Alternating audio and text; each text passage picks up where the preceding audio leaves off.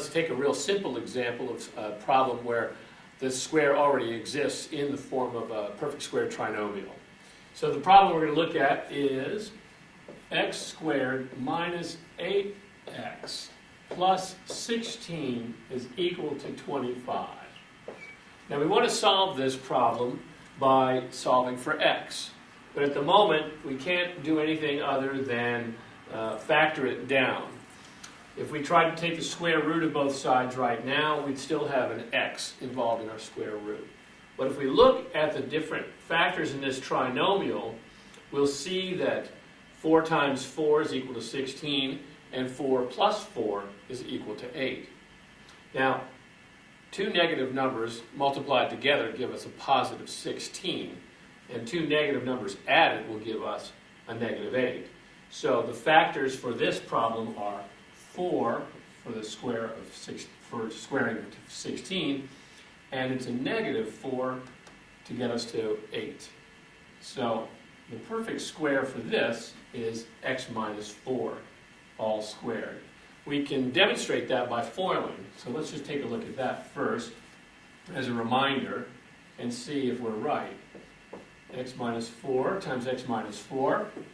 Foiling, first, x squared outer, negative 4x, inner, negative 4x, and last, positive 16. Okay, these are the factors we've gotten from foiling, combine like terms, and we end up with x squared minus 4x is negative 8x, and a positive 16, which is what we started with at this part of the equation. So we know these are the correct factors.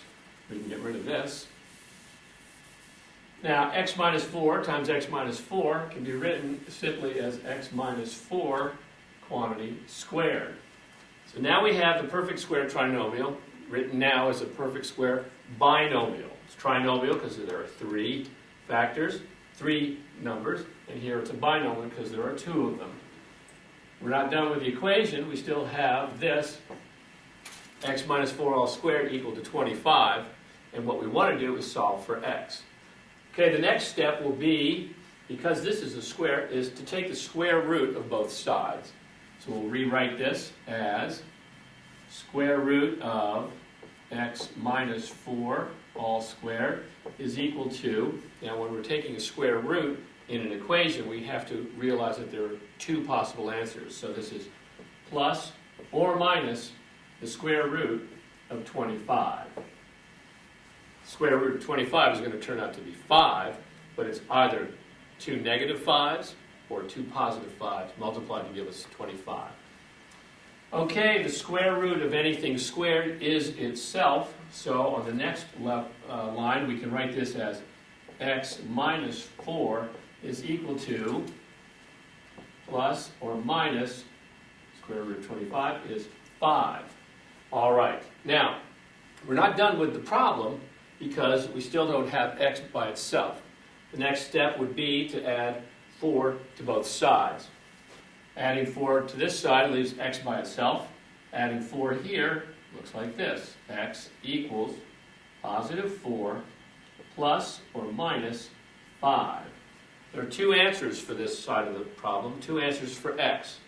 X is equal to 4 plus 5, which is 9, or x is equal to 4 minus 5, which is equal to negative 1. So that was an easy process where we started out with a perfect square trinomial, turned it into its factor as a perfect square binomial, solved for x by taking the square roots of both sides, and then isolating x. X is equal to 9 or negative 1.